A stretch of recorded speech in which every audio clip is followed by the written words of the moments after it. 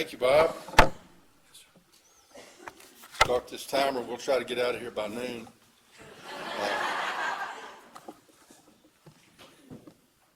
I'm Ricky Russell. I'm an alcoholic. I've been sober since August 20th, 1990, and I am from Jacksonville, Texas. Most everybody here, I'm sure, has not heard of Jacksonville, Texas. It's a small town, and it never grows.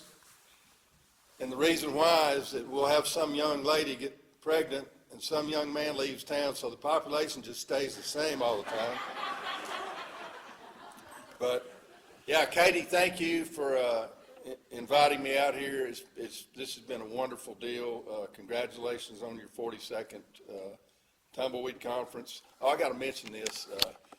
Have a friend I've known forever that we used to play a lot of golf. He moved off to Houston, and he called me yesterday morning, and he said, "Are you having a good time in Hobbs?" And I said, "How did you know I was in Hobbs?"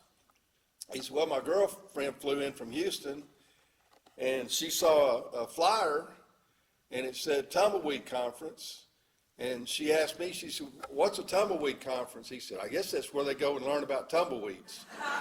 And then she kept reading, and at the bottom it said AA. She said, "Oh, it's an AA conference." And she said, "Hey, there's somebody from Jacksonville, Texas speaking." He said, "I bet it's Ricky Russell." She said, "No, it says Rick R." And see, I thought, how ironic. I might get to spend a little time with him this afternoon, but yeah, it's all been good. Thank you, the committee. You know, if you're just getting into this deal, you probably think these things just happen. You know, everybody just shows up here. There's a lot of work that goes into it. I've been on a committee there in Tyler, Texas for quite a few years, and some people get some spiritual growth when they get on these committees through pain. And some of us don't get our way, believe it or not. And anyway, and Ralph's not here. He took Art to the airport, but he gave me a ride, and I appreciate that. And thank you, Bob, for hosting me. Bob has been wonderful. You know, anything I've needed, he's taken care of me, and it's been mentioned before, but I'm going to mention it again. Greg and Lynn that have G&L tapes, they do carry on our history. You know, there's people that you hear about. If you're new, you're going to hear people like Clancy. You know, you'll hear that name. Clancy died, a couple of years ago. And the only way you're going to know anything about Clancy other than someone telling you about him is to get a tape and listen to him. And you know, they're the ones that keep this stuff going. And I'm a kind of guy that AA, well, it's changed since I've been sober. AA cassettes, and then AA CDs, and then AA thumb drives. That's like a second sponsor to me. Seldom ever do I listen to music. And I drive a lot in what I do, and I'm either talking to drunks on the phone or I'm listening to drunks on a recording. That's just what I do, you know. And if you're new here, if you're real new and you think, "Oh, man, I don't want to bother that guy, you know, I don't want to call him," you know, I have people tell me that all the time. Smartphones are great. I get to pull up my phone log like from the day before. I said, "Oh, let me show you something. You're not bugging me. This is what I do." And I go through there, and there's usually 8, 10, 12 AA members that I talk to on a daily basis, you know. So anyway, I enjoyed Art's talk Friday night. Now, Art's heard all he needed to hear, so he's gone. And Trisha's story was wonderful. Her name is actually, I found out, Patricia, a.k.a. Trisha, a.k.a. Trish. And then I'm sorry I didn't get to hear Mary. I've got apparently some circulation issues, and my ankles and feet swell, so I went and got off my feet. But I got to come back and hear Katie, Catherine, a.k.a. Katie. Loved your story. Loved getting to know Katie. We've had some great visits together. You know, you'll read in the book, if for us to drink is to die. And my sponsor years ago told me, if you quit doing this, you die. That's what happens to us. He proved that. I didn't realize this, but this morning when I woke up, on my calendar popped up, and the man he did more for Alcoholics Anonymous in my area than anyone that I ever knew. He had a Jeep Wagoneer. It was loaded up with drunks all the time. They were going to treatment centers, jails, meetings. When someone was speaking, they all went, or if he was speaking, he had people with him. Sponsored tons of people, great AA member. I'm telling you, a great AA member. Well, he had a surgery, and they put him on a little pill called Vicodin. I've seen Vicodin has taken down more alcoholics since I've been sober than any pill I know. Before that, it was Xanax, and before that, it was Valium. Yeah, the old Valium. But anyway, so today is 9 years since he died. He got back on the pills, and you know the story. And I went to his funeral. So there's never a got it made point, in this deal that we're in. But I'm so grateful to be here. I should be dead many times. Growing up, I had an alcoholic father, and I know some of you went through that, growing up, and, he beat my mother. We moved all over the place, Alaska, Arkansas, Louisiana, and all over Texas. We know for sure that before my dad died, he had more than 25 DWIs. You can't get that many in Texas now. They'll lock you up forever before you get to that number. And the last time he went to prison, when he got out, my granddad went to get him at the bus station, and he was drunk when he got off the bus. And he told me, he said, "You'll never live to be 35 years old." And I believe he was right. I got here when I was 32. And I did not want to be like him. Alcohol scared me by watching what happened to him. And so I guess one of the first indicators of maybe alcoholism, I grew up and I felt like most of you, if not all of you, I felt as if I didn't fit in. Now, I ran with the in crowd in school, but I always felt a separation from them. I didn't fully fit in, it seemed like. I was on the outside looking in. I didn't measure up. I didn't feel like I was good enough. I was a good athlete, but I wasn't the best athlete. If we'd have a choose-up game, I wasn't the first one picked, but I wasn't far behind them. I was a decent athlete. And, I guess to balance the scales in the home, my mother would take us to church. I got involved in church. I was in the youth choir. We were Baptist. I was a Royal Ambassador, if you ever heard of that. I went to church camp and all that sort of stuff. Grades in school were very important to me. Looking back now, I know why they were important to me, because it was competitive. I wanted to be better than the other. It wasn't to try to get an education or anything. I wanted to outdo the other people. And so I made good grades, made A's and B's, never had to study. I played basketball, football, baseball. I got in the band. I was a drummer. I was obsessed with that. I won a lot of awards and medals and all this sort of stuff. And we moved, another place we moved to after my 7th grade in school, we moved to Grand Isle, Louisiana. It's way down below New Orleans, a little bitty island down there. And that's Cajun country. And you talk about feel outside. Moved down there, and I couldn't understand them when they talked. And they began to call me Texian. Well, that made me feel even more outside. So the first thing I did was smoke some of that non-habit forming marijuana. And I had friends that that was like the panacea for them. They just loved it. But for me, those feelings I had, I don't fit in, I'm not good enough and all that. When I smoked weed, it intensified that in me. Now, I smoked a room full of it just because everybody else did, but I didn't get from that what they did. And I ran with a guy that was 16, I was 14, he was a lot bigger than me, and I was curious about alcohol. If I ever tried that stuff, will it do to me what it does to Dad? I didn't know about this progression. I thought it was always like my dad was his whole life. And so one day this guy said, "Let's get something to drink." Okay, so he went and got us 2 bottles. And I've declared this the national first drink of AA members. Boone's Farm. You know where I'm going. Strawberry Hill wine. And, you know, I had had sips of Dad's beer, and I thought, my God, how can anybody drink that?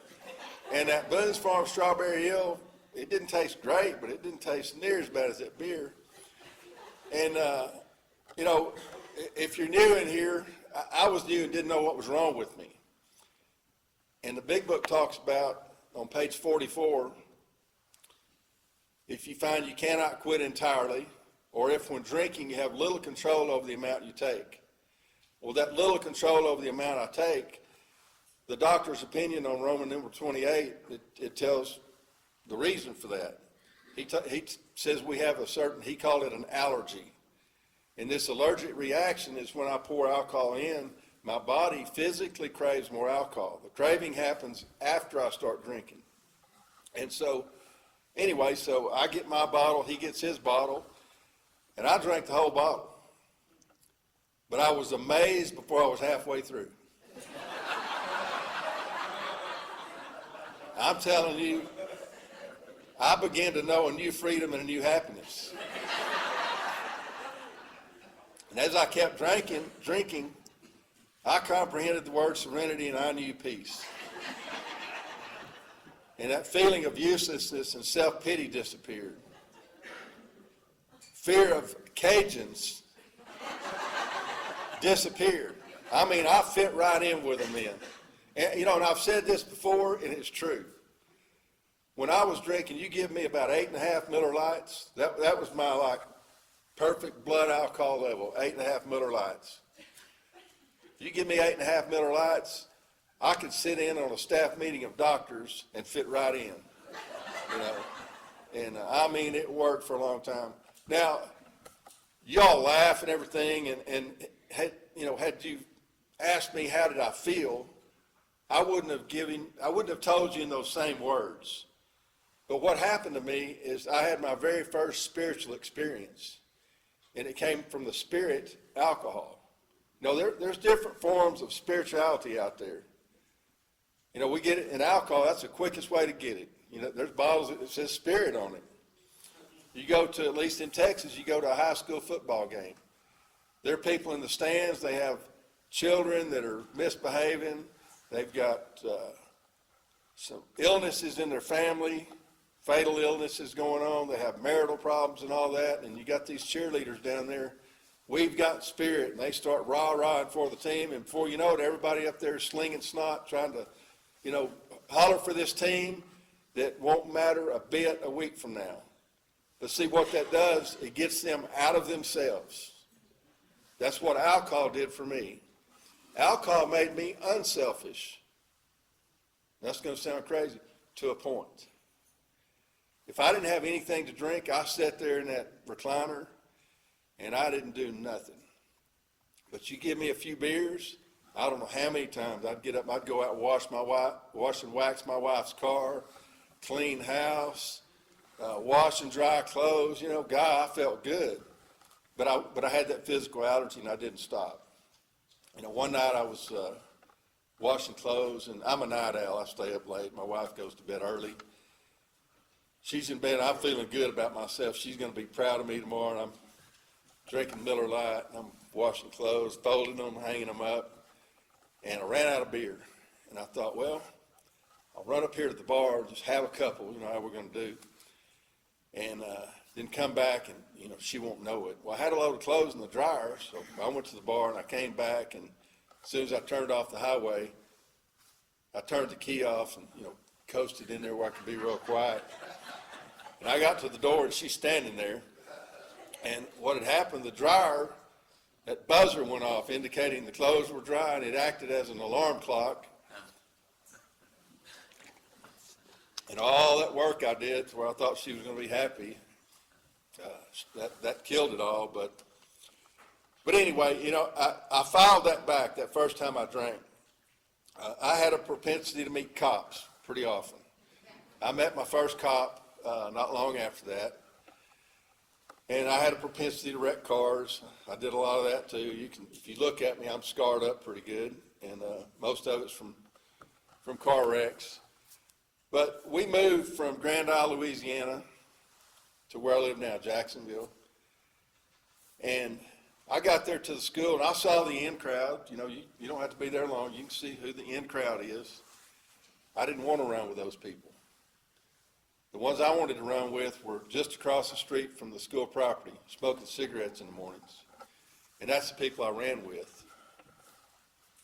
I didn't care about grades. I just wanted to get by, just get by. I quit all sports. I quit band, and I avoided church if at all possible. Now, cutting those classes like I did, a week before high school graduation, I had my cap and gown, and I got 18 days unexcused in 3 classes, and I couldn't graduate. You know, I didn't care about that diploma until they said you can't have it. I'm sober 5 years in Alcoholics Anonymous. I'm 36 years old. So I wonder what it'd take to get my diploma. So I go to the high school, and the same old counselor's there. He's a lot grayer. And he said, well, you were half a credit short. Study this book, take a test on it. I did that, made a 92, and I'm a 1995 graduate of Jacksonville High School. And he said, do you want me to put 77 on the diploma? Because that's when I should have graduated. I said, no. I said, just leave it 95. I had a son graduate 5 years after I did. And I tell you what, had it not been June, if it would have been earlier in the year, I would have walked with the kids, you know. And I've never needed the diploma. I've been self-employed most of my adult life. But I filed that back of how that made me feel. And pretty shortly, I noticed I drank differently than other people. You know, I blacked out and tried to make out with my cousin who was married, you know. Do stupid things like that. But people began to call me drunk and stuff, you know. And, you know, one thing I did, I went to work offshore. I worked a week out there on the drilling rigs and came home for a week. That might have delayed me getting to Alcoholics Anonymous because there's no drinking out there. And so I'd go out there, and it was like I'd build my health up. They feed you real good, eat real good. And of course, we drank all the way home from Morgan City, Louisiana, to where I live is 7 hours. And that's all I did was party. And all I had was a car payment and insurance. And I'd blow all my money and have to borrow money from my mother to get back to Louisiana on. And I met this girl, and I began to think, you know what, one of these days I'll get married and I'll cut out this party life that I've got and maybe have some kids, settle down. And if you're new and you haven't done this before, this is my experience. I got married, and now I've got the biggest reason I've ever had in my life to drink. And it sounds like I'm blaming her, and at one time I was. But the truth is, I was so immature, so selfish. I was a horrible husband. I had no business marrying anyone. While we're married, I decided to buy this ski boat. Me and a buddy of mine go out, and he's doing something behind me.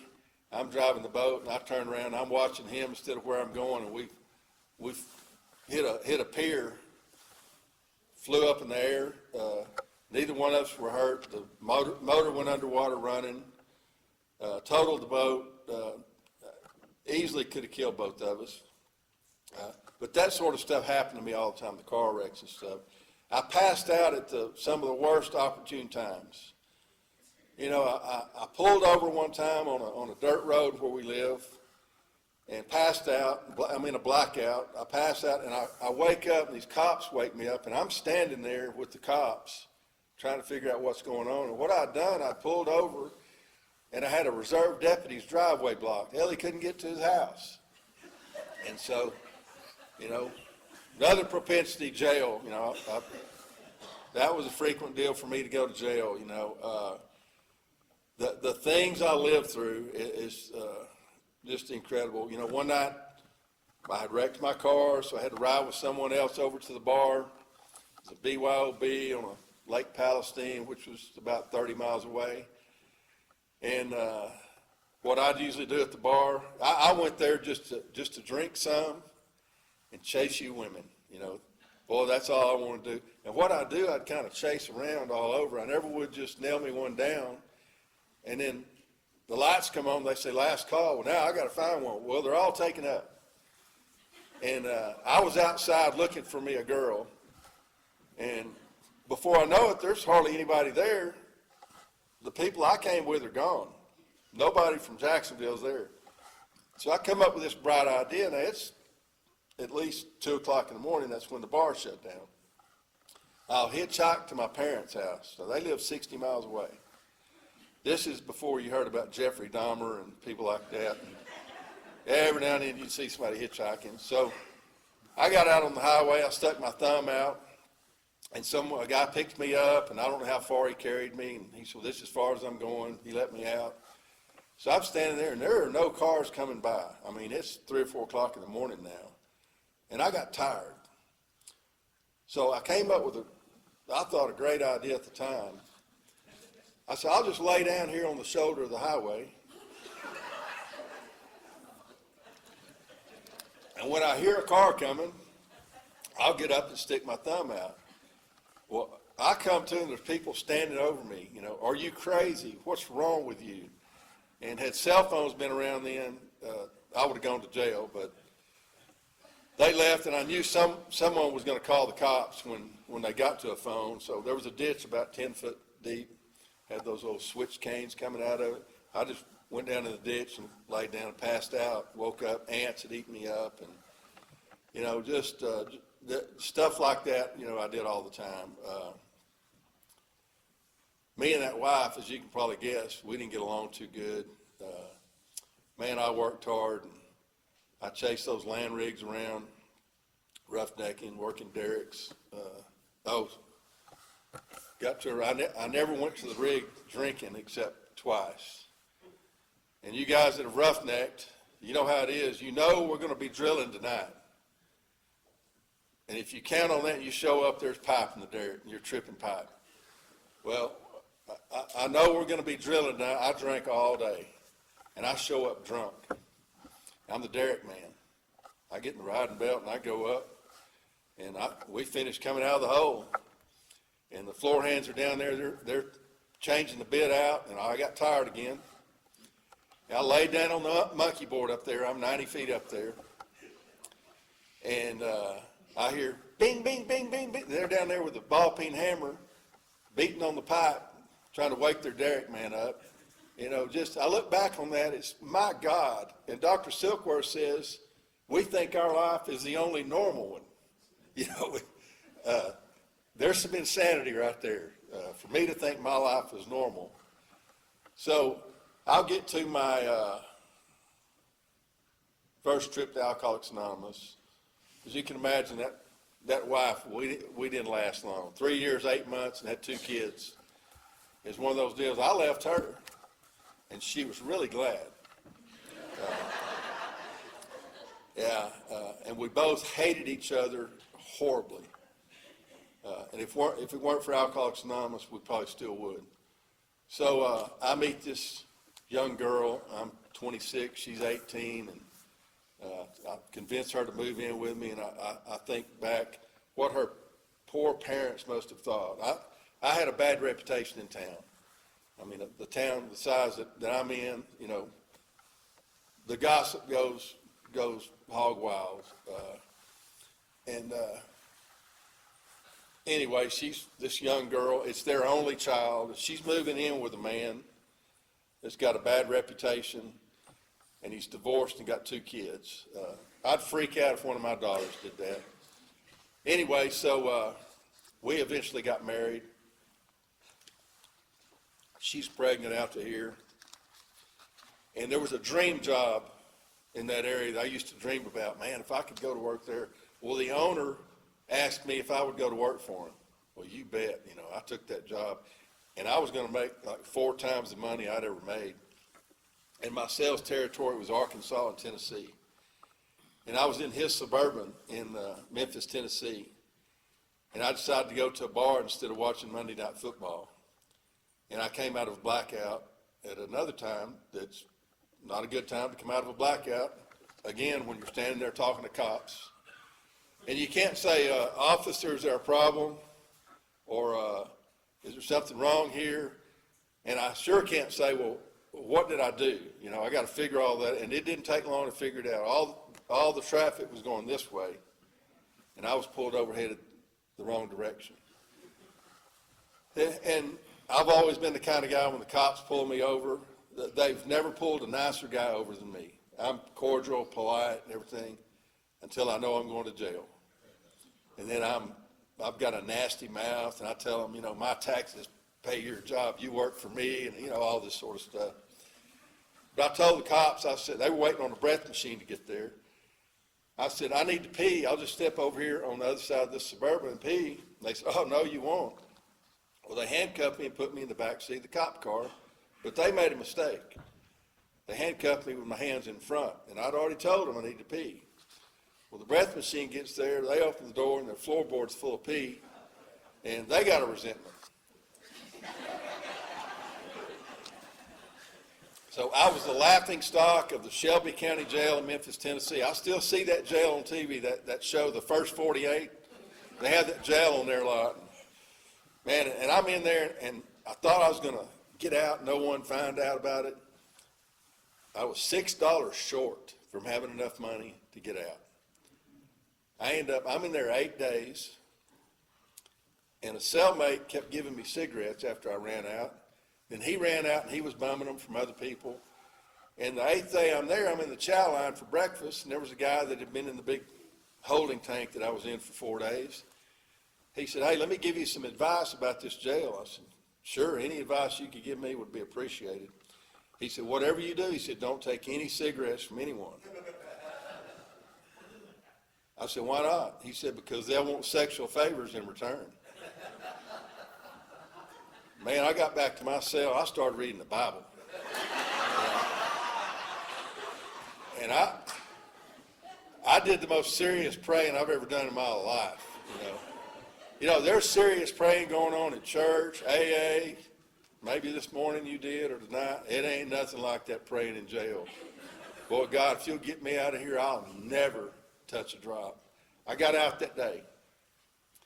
I caught the last plane leaving Memphis. Dad came and got his Suburban, and I knew I was fired. Caught the last plane from Memphis going to Dallas. And the first thing I thought about when I got on that plane, they're going to run that beverage cart through here. And there's nothing that would make a drunk like me feel any better right now than a drink. I always drank when I got out of jail. I'm a jailbird. I feel so remorseful and just horrible. But there's only one thing on the planet that'll fix that, and that's a few drinks. And I thought about that, but I had this concept of God that he's going to get you if you screwed up, you know. And I had asked him to get me out of jail and told him I'd never drink.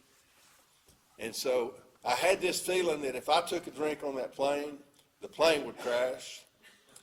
And not only would I'd be responsible for me dying, I'd be responsible for everybody else on the plane dying. So I didn't drink. I made it home, my wife and I had a discussion.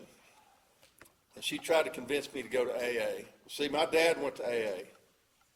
My dad died 51 years old from alcoholism. He never stayed sober, maybe 30 days. A lot smarter man than I am. The only example of Alcoholics Anonymous I had was an old distant cousin of my dad's. He died with about 40 years sobriety. But he's one of those, if you'll notice it in Alcoholics Anonymous, or I've noticed this, after people sober about 20 years, around 20 years, they go one of two directions. They become a little more humble, more of a guy that sits back, an elder statesman, I guess you would say, you know, try to help the group, someone that the group looks up to, or they go this other direction, and they're bitter and sour and angry. And that's how this guy was.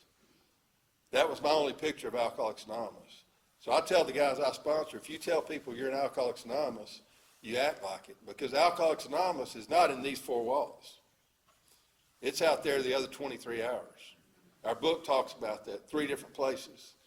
on page 19, on page 82, and page 122, that stopping drinking is a beginning, a much more important demonstration of our principles, these steps, lie before us in our homes, occupations, and affairs. And I didn't want to go to AA, but I had gone to church many times to try to solve this riddle. And I didn't go there really it wasn't like I've got alcoholism, let's go to church. But my alcoholism had brought my family down, bad financial problems, marital problems, or whatever. And that was like this last-ditch effort, let's go to church, maybe we can get back on track. And did that over and over, and I did whatever it called for, go down and get saved or rededicate my life or whatever. So I told my wife, I said, okay, I'll go to AA. I went to 2 AA meetings, and I'm a quick study. And I saw the steps, and 2 of them I'm out on. I'm not going to do step 5. I'm not going to tell anyone these secrets I've got that I'm taking to the cemetery with me.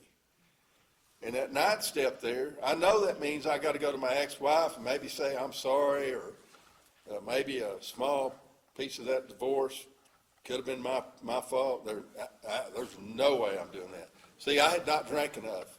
I had not had my tail kicked bad enough by alcohol. The guy that's had enough is how I was when I got back this time. I don't care have y'all added 12 more steps to the 12 you had when I was here 3 years ago? And they're 12 times scarier? I don't care.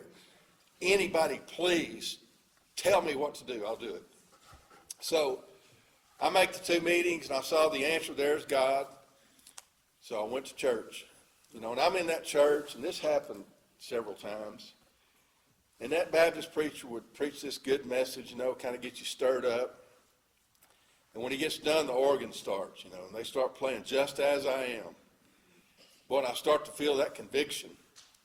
And then the preacher's up there, and he ain't going home till somebody's saved, And they're looking at their watch. They want to go watch the Cowboy game. And then he says, the Lord's telling me, he's talking to me, there's one more here, and I know he's talking about me, And I'd feel that conviction, and I'd get up, and I'd walk down that aisle, and I would rededicate my life to God. And what I'd do, guys, I would turn my life over to God, step 3. And he might say a prayer, and I might cry a little bit. And it seemed like every time I did that, when I walked out, I felt absolutely fantastic for a few days. It never lasted. And I always wonder, why did that not last? I found out when I got in Alcoholics Anonymous. After our 3rd step, on the bottom of 63, it says, next, we launched out on a course of vigorous action. The first step was the personal house cleaning, which many of us never attempted. And it says, though our decision, step 3, made a decision, though our decision was a vital and crucial step, it could have little permanent effect unless it once followed by a strenuous effort to face and to be rid of the things in ourselves which had been blocking us. See, I had no idea I had things within me that very effectively blocked God out of my life, like resentments, fears, and guilt associated with harm done to other people. So I didn't drink, though, for a year. And I felt like a black sheep in a room full of white ones. I didn't fit in there, and those were the most friendly people you ever met in your life. God, they were friendly. But I just didn't fit in there. And I began to think, which is not good for people that have alcoholism. And I thought, if I ever drank again, surely it's all purged out of my system now, And if I ever started back, it'd be like when I was 14. It's like completely starting over, and I'll just be real vigilant and not let it get out of hand. Well, the day comes, my wife's in San Antonio, 6 hours away, and I saw an old friend of mine, and it's like Fred in the Big Book. He said there wasn't a cloud on the horizon, and that was how it was that day. End of a perfect day, Sunday afternoon. So I followed Greg home to his house and pull up behind him. We're standing at the back of his pickup talking, And he had a cooler in his truck, and I just opened it up, and he had 11 beers, Bud Light, Bud Dry, some kind of Bud. And I said, Greg, I said, let me have one of those. He said, no. He said, remember, you quit. I said, Greg's a great big guy. And I'd get drunk and try to whip him. And usually wake up with a sore neck where he'd held me down, you know. And I said, well, Greg, I've never gone this long without drinking one. I just wonder what it'd do. He said, well, go ahead. So I drank one.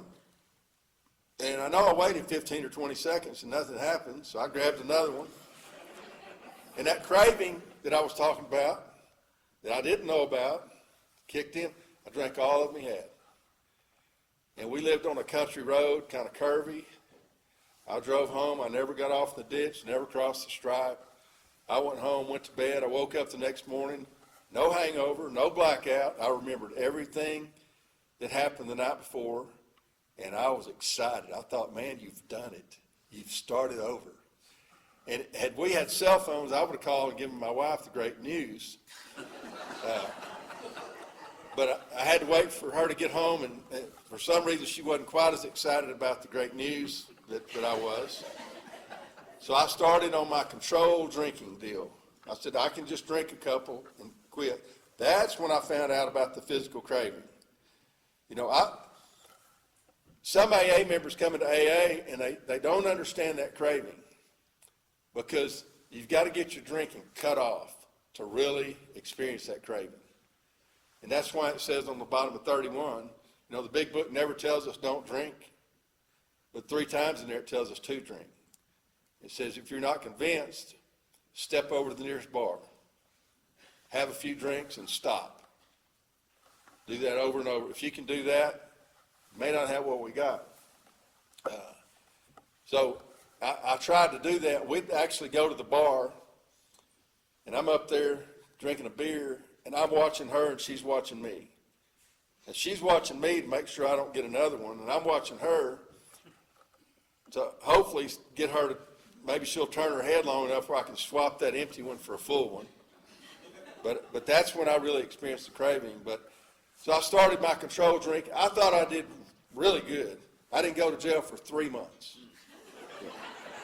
And but I came to in jail, and this isn't the first time this happened. I had to ask my cellmates, what jail is this?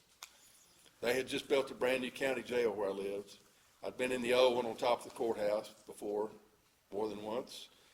And I woke up in this jail. And I remember I got out, and I got home, and I cried to my wife. How does this keep happening? Why does this happen to me and it doesn't happen to other people? That didn't stop me from drinking. I went on and drank another couple of years. She had all the fun she wanted. She left. And I was living in a little lake house of my mom's. And I woke up one morning, and I'm gasping for air, and my heart is racing. You know, and I did all kind of drugs. You know, I got hepatitis C from shooting dope back in the. I never got addicted to any drugs. You know, I'd do some meth, and God dang it, you talk about drink some freaking beer, man. You know, I could pour it down then. But I'd have these friends. They'd start coming down off that meth. They'd go get some more. I didn't want to see no more. I felt so horrible. And I was telling Katie, I'm sure I ruined a lot of very good drug highs because I loved alcohol so much that it just drowned it out what they were doing. Anyway, no, it wasn't Katie, it was Susan. She heard I was going to speak, so she's not here today. Anyway, so I wake up in that condition, and I had that moment of clarity that a lot of us talk about. I knew I'm going to the graveyard if I take another drink. I believe it stronger today than I did that day.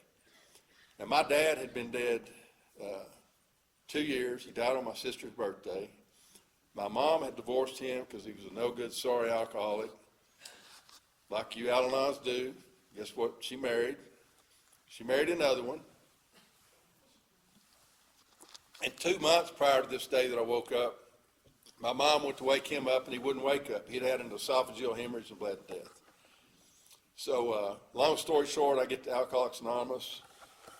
And I'm one of those guys, like I told you, when I came in this time, it's like I'll do anything. I wanted to know what to do because my life is horrible sober and it's horrible drinking.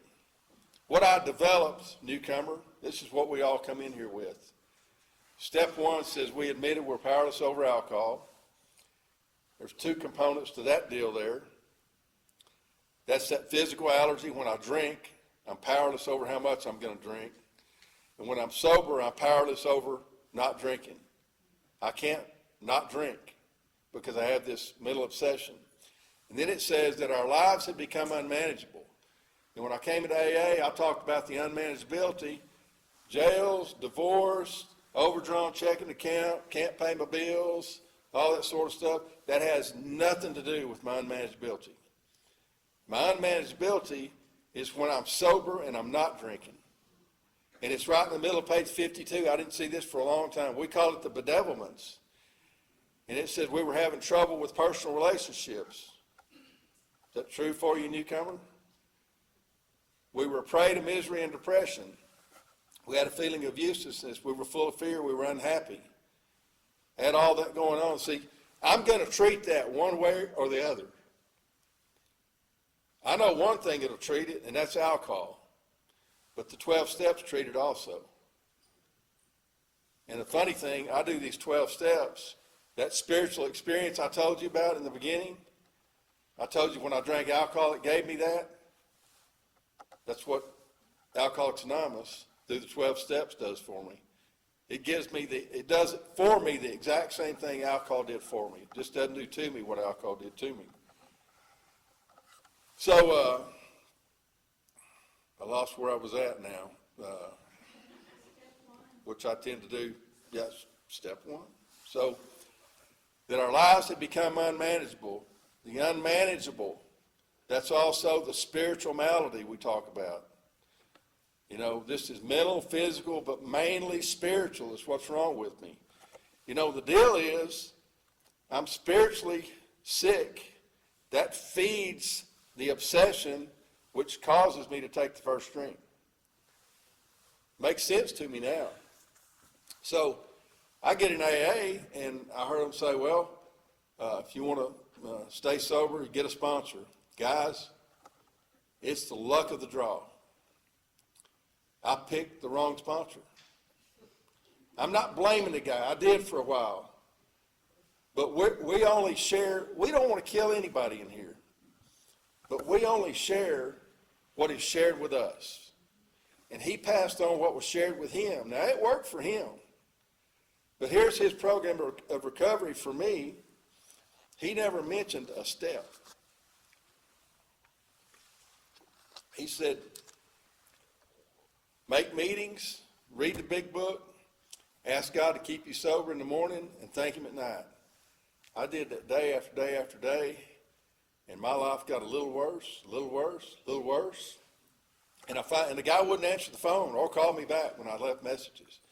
I see him at a meeting, and my God, my life, it's bad. And so I get with him. He said, you need to go to more meetings, because that group only had 2 meetings. It was in Tyler. I thought, oh, there's the answer, because I felt pretty good in meetings.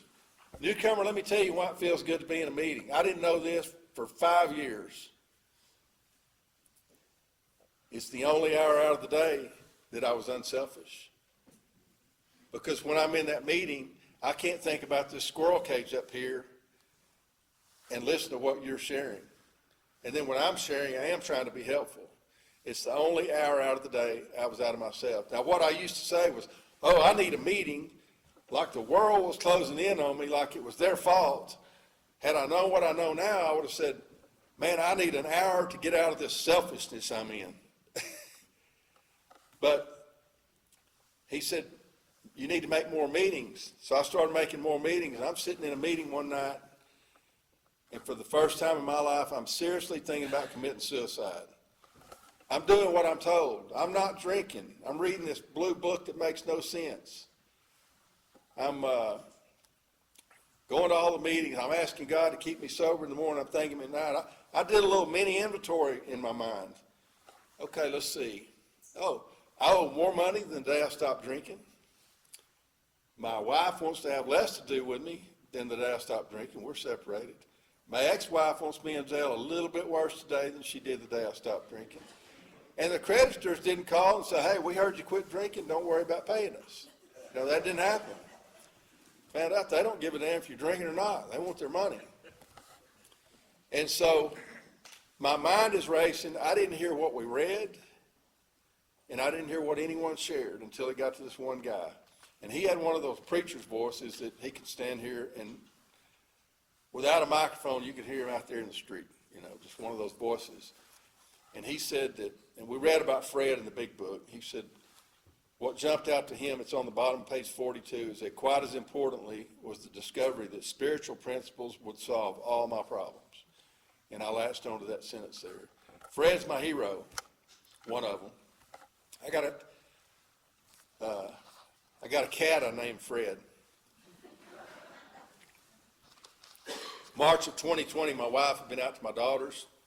She came home, it's after dark, it's the first warm day of spring.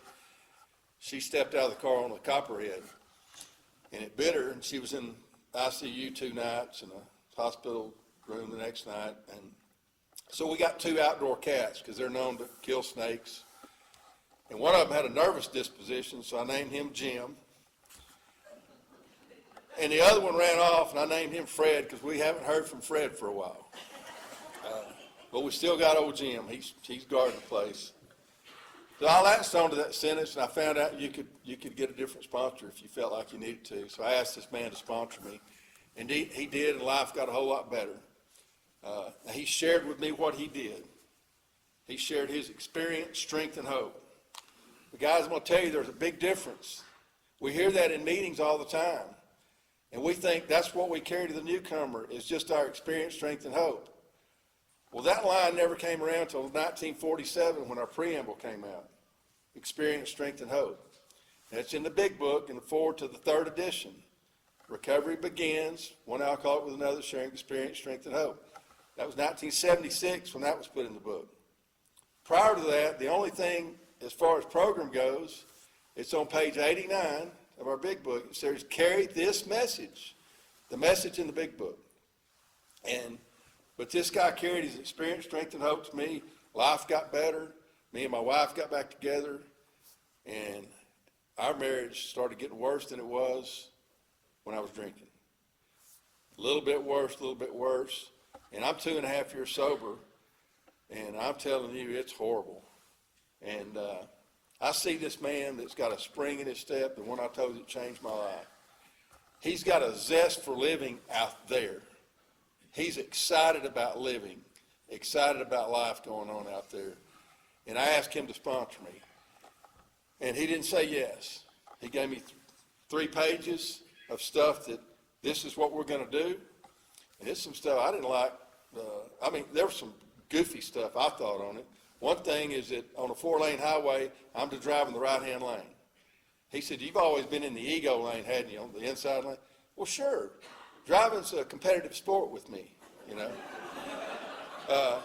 I'm to treat my wife with respect, whether or not she deserves it. I'm to put $1 in the basket, no questions, anytime the basket comes around. I'm to show up 15 minutes early at a meeting and stay at least 15 minutes late or until everyone's gone. I go to the bathroom before the meeting starts. There's no getting up because you might distract somebody that might hear something that save their life.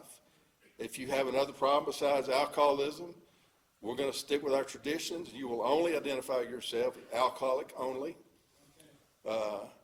And all this sort of stuff. And I agreed to it. You know, and all the guy did, he opened the big book up and he took me through the big book. Guys, it changed my marriage, my financial life, my work life, everything out there. It was absolutely incredible. But he asked me, he said, why'd you come to Alcoholics Anonymous? Gosh, it's 10:30. I said, well, to help myself. And he bugged his eyes out, and he said, well, I don't know if your life went anything like mine, but he said, I helped myself for 45 years, and it damn near killed me.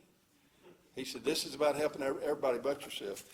I got this book not long ago, just a blank book, because I wanted to do something I've been thinking about doing for a long time.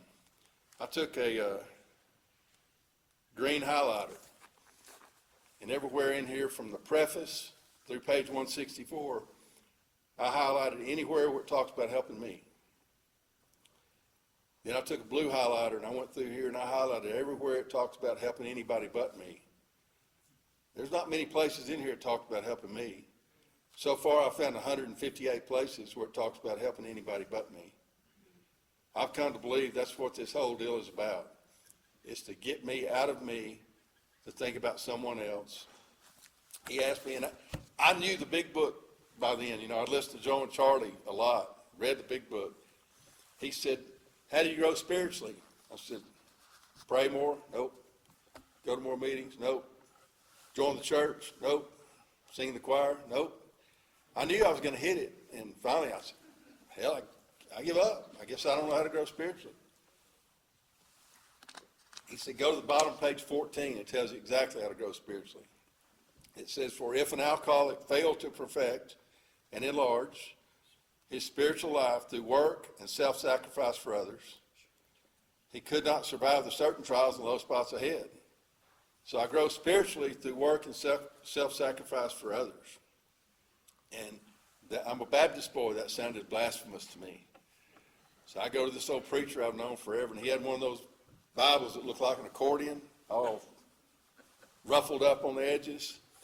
And I said, Brother Taylor, I said, let me show you something. This AA member, I'm afraid he might be steering me wrong here. And I said, here's where, he showed me right here, this is how we grow spiritually.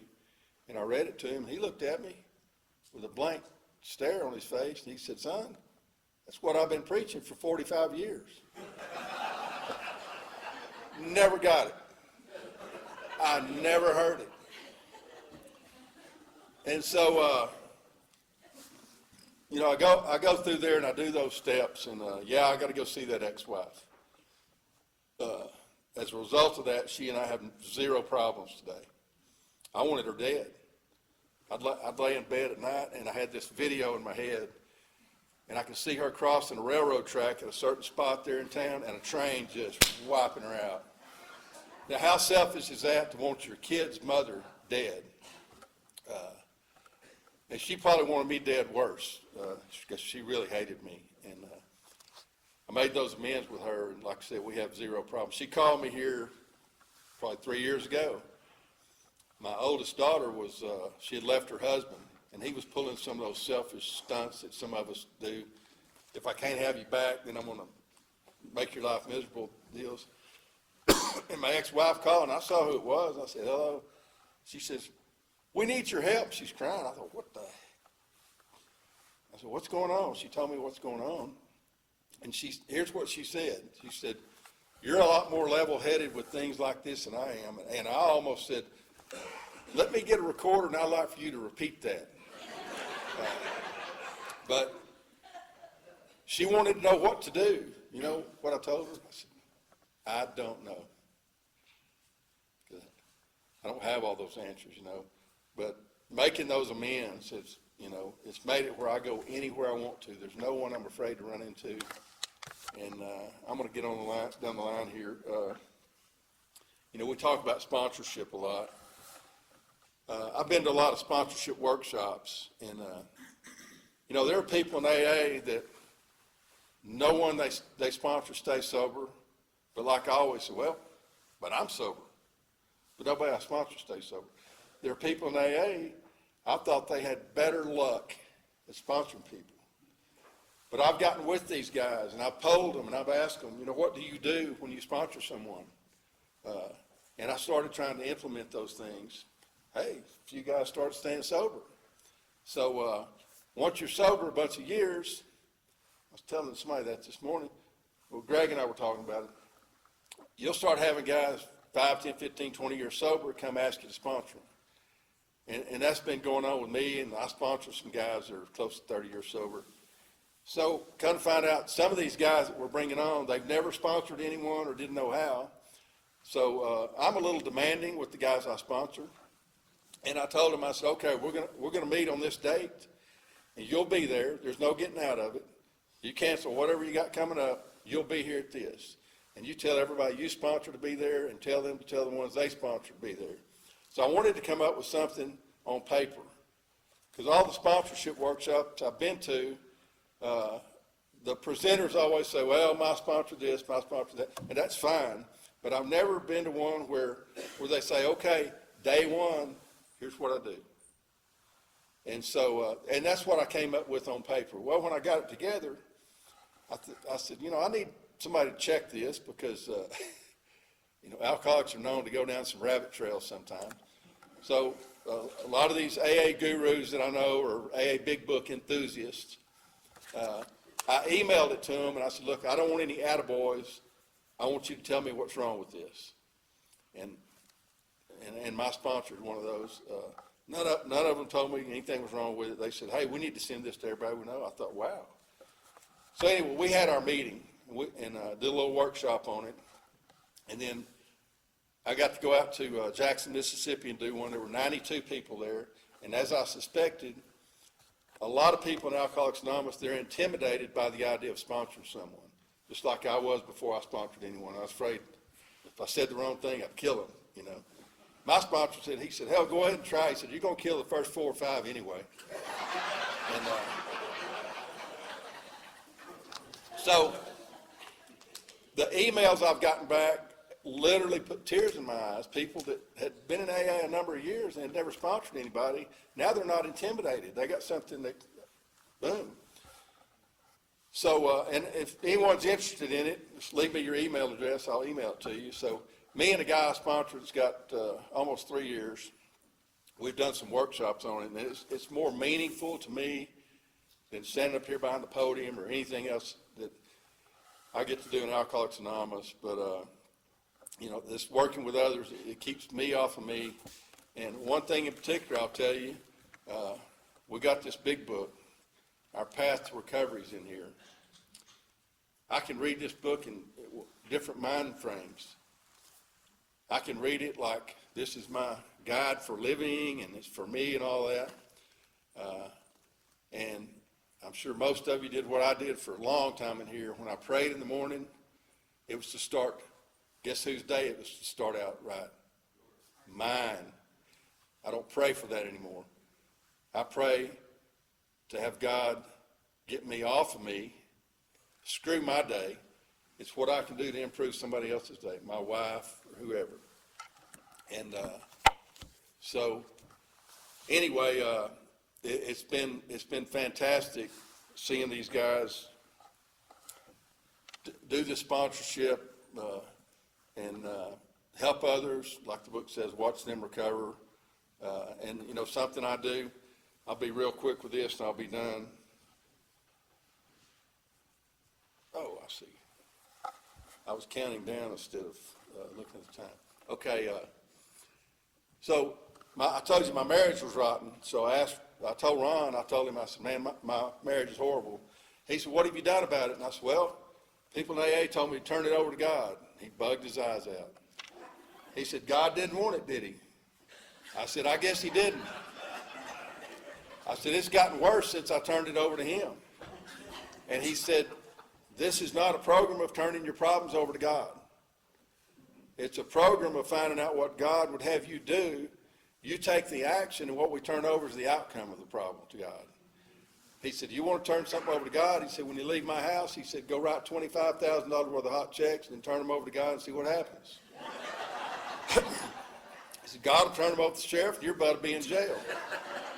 He said, what kind of marriage do you want? And I said, I want one of those 50-50 marriages. He said, you're screwed. And I said, how? He said, that means you're going to expect 50%. He said, this deal is about giving and expecting nothing in return. His definition for love was giving, expecting nothing in return. That's my definition now. And he said, what do you do to contribute in your home? I said, I'll bring a paycheck home. He said, no, everybody does that. He said, how do you contribute in your home? And I didn't know what he was talking about. I said, I don't know what you're talking about. He said, when you come in from work, what do you do? Well, I like ESPN and the Discovery Channel. I sat in my recliner. By now, we got this sobriety baby. He was conceived after I got sober. By the way, he's 32 years old. He got sober on AA's birthday, June the 10th. Celebrated 10 years this year.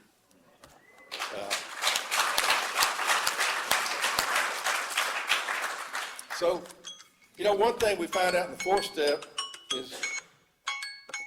is that we're inconsiderate. And for 30 years, I thought that meant I didn't consider her quite enough. That's not what it means. It means I don't consider her at all.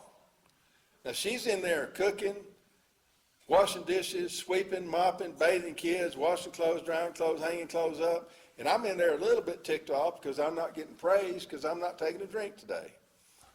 And he didn't share with me. He told me, he said, all right, here's what I want you to do.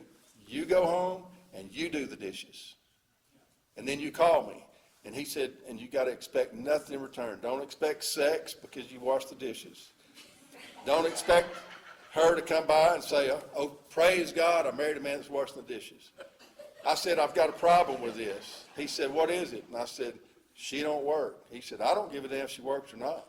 You're doing it to get out of yourself.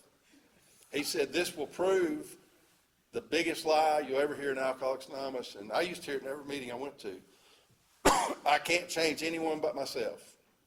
He said, hell, if I could change myself, I'd have done it. I'd have never come to AA. But he said, I can change anybody by the way I treat them. He said, if I slap you in the teeth, you'll come up a changed man, I guarantee you. He said, or if I put my arm around you and tell you what a difference you've made in my life since you've been a part of it, that's going to change you. He said, you go home and do these things, and that'll change your wife, and God will change you. Swear to God, less than a week, my marriage did a 180. I could not believe it. And I started doing other stuff. Started washing clothes. And she told me not to wash hers anymore.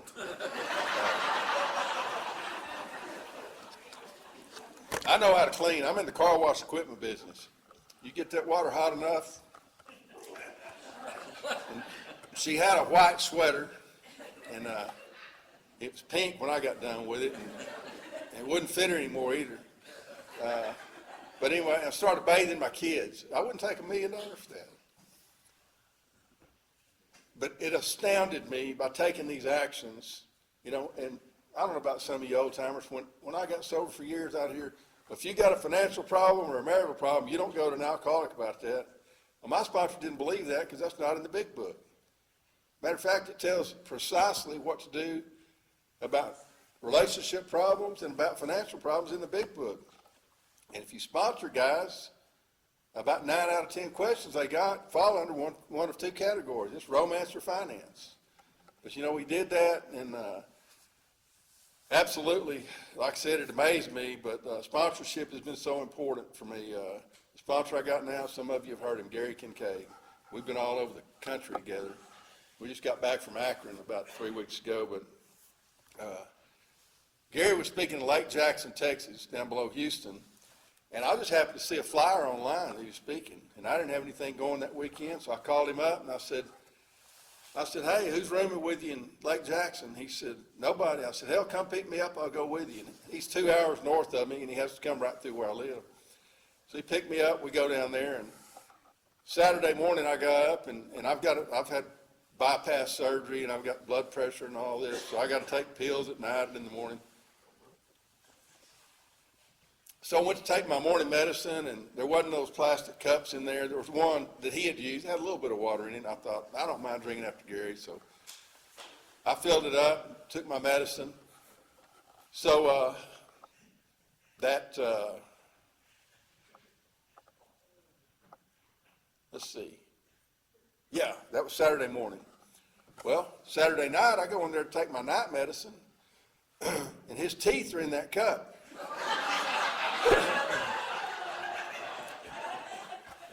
So I stuck my head out. I said, Gary, did you have your teeth in that cup last night? He said, yeah. I said, hell, I drank out of it. And he said, well, that stuff I soak them in kills germs. And so the next morning I slept in, and he got up early. He went down, he got some coffee in the lobby. And great guy. He got me a cup of coffee, I guess because I've been sober longer than him. But he brings a cup of coffee up there, and he told me this after I woke up.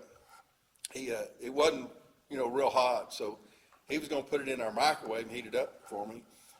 And he couldn't find the microwave. It was kind of dark over there, and he had turned the light on. Finally, he got it open. He put the coffee in there, and he couldn't find out where to turn it on at. And that's because he had my coffee in the safe. And my wife said, "Y'all need a chaperone." She's probably right. But we have such a great time. But let me say one more thing. I try to always say that anybody here that has young kids, I don't care if you hate everybody in your group, do not quit doing this. This program will have such a ripple effect in your whole life, but it's had a profound impact. After 33 years, I find this out late, after the fact. It's had a profound effect on my kids. That youngest son that got sober, he said, "Dad, you had a bad childhood with your dad drunk, and Mom, you had a bad childhood. Her mother was a prescription pill addict." He said, "But y'all stopped that." He said, "And you've raised us in a different environment." And he said, "So we're going to pass that on to our kids. Then our kids will pass that on to their kids." I'd never considered that. And the highest compliment I guess you could get from a kid came from him. I didn't come in here to be a good dad. I came in here because my tail was on fire. And just by listening to you guys and following sponsorship suggestions and stuff, I look up one day, and about 2 years ago, he tells my wife, he said, "Mom," he said, he's got 3 little bitty boys. He said, "Mom," he said, "I want to raise my kids exactly like you and Dad raised us." There's no bigger compliment that you could get than that. I thought, "Are you kidding me? That's incredible." I certainly didn't say that about my family, growing up. So anyway, I've gone about 67 minutes here, and you guys are probably ready to go. Lynn over there, I can tell she's ready to go. But thank you so much for having me. And I hope everyone is here again next year. I hope if this is your first conference, I hope it did wonders for you. The first one I went to was in Tyler, Texas, and I've never missed one. I'll be going to my 33rd one in a row this coming January. So thank you guys.